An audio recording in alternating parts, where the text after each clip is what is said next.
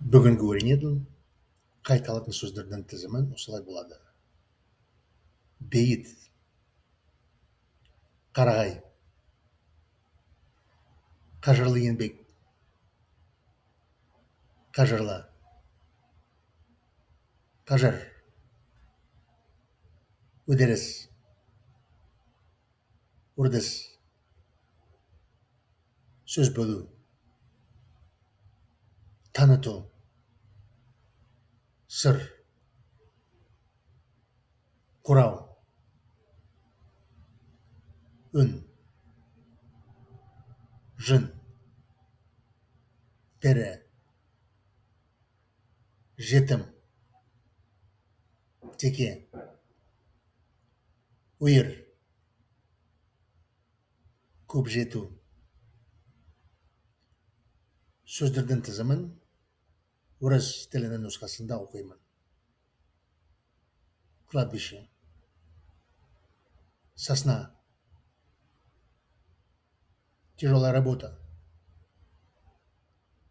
трудоемкий, сила, мощь, энергия, процесс, привычка, перебивать говорящего, учить, секрет,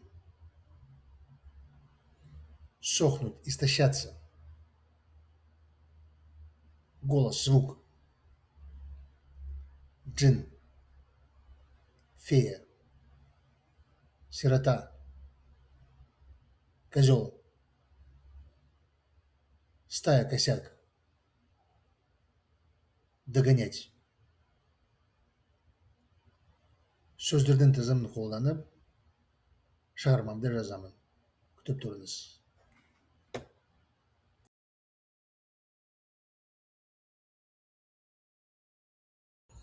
Бірінші эпизод. Ит.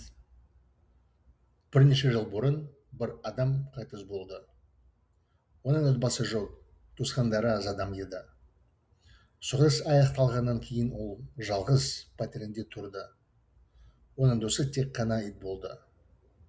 Адам қайтыс болып, жерленген кейін адамның көршісі оның итті өзіне алып қалды. Ит күн сайын бейітке барып, бірнеше сағат адамның моласында жақтағы қарағайдың астында жатты. Иттің бейітке келіп қайту үдерісін қалыптасқаны барлық аудан тұрғындарына белгілі болды. Ит адамның баласы сияқты өзі жетім сезінген шығар.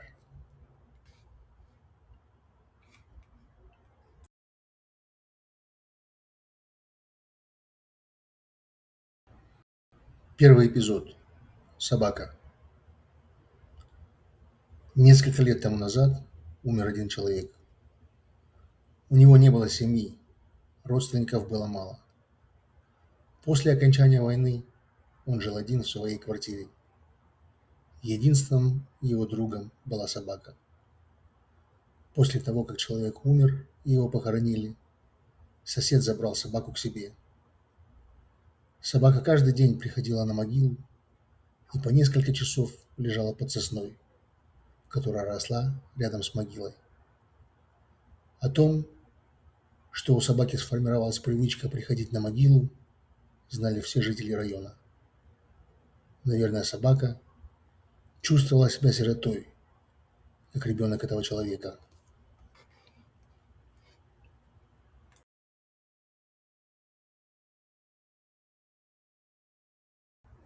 Екінші эпизод.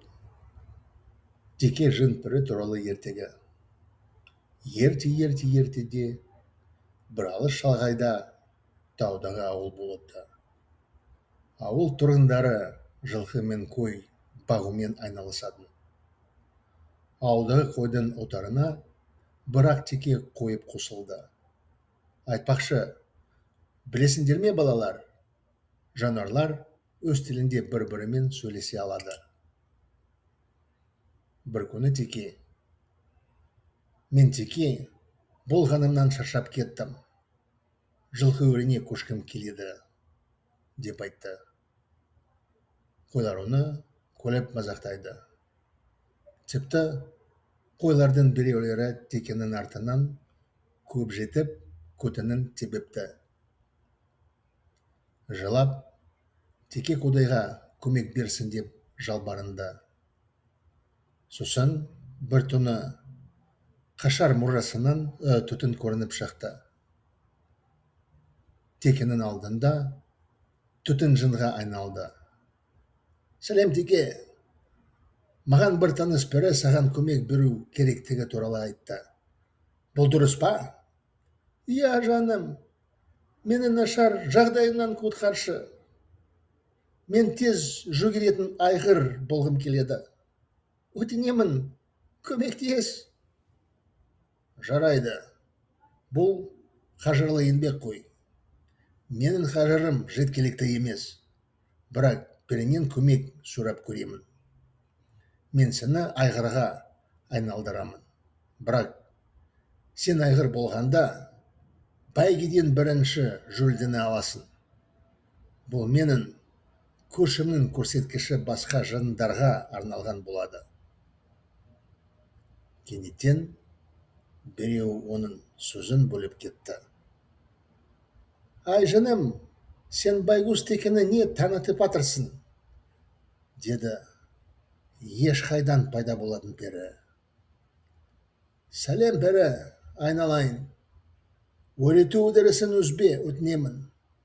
Жарайды. Мен текемен бірге бір қызығы көрсетейін деп едік. Бірақ бұл біздің сырымыз. Құпия деген түсінші. Жарайды. Мен күте берейін онда. Мен күткенше қормаймын деп үміттенемін. Ха-ха-ха. Деді пері, оның тәтті бұлбұлдай үні жайлап-жайлап алыстап жатты.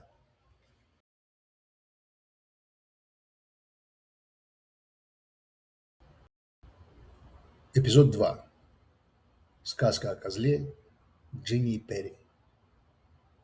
Давным-давно в далекой-предалекой горной местности был один аул. Жители аула занимались разведением лошадей и овец. В отару овец добавили одного белого козла.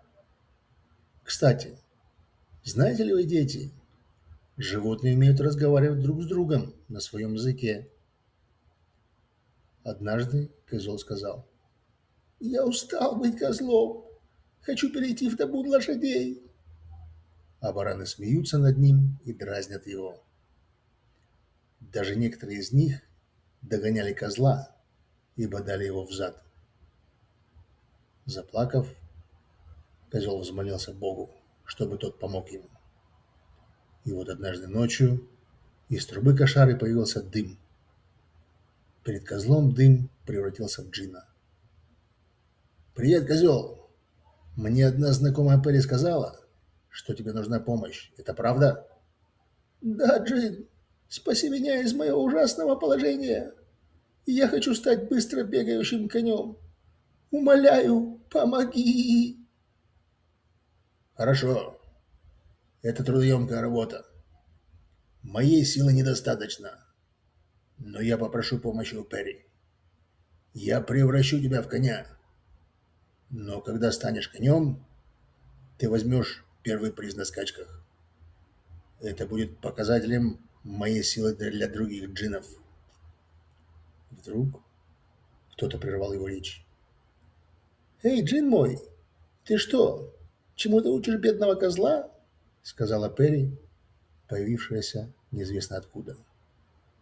«Привет, Перри, голубушка. Не прерывай процесс обучения, пожалуйста. Ладно, мы с козлом хотели показать одну забавную вещь. Но это наш секрет, тайна, пойми». «Хорошо, я тогда подожду. Надеюсь, что не засохну, пока жду. Ха-ха-ха», — сказала Перри. Ее сладкий, словно соловьиный голос, постепенно затихал вдали.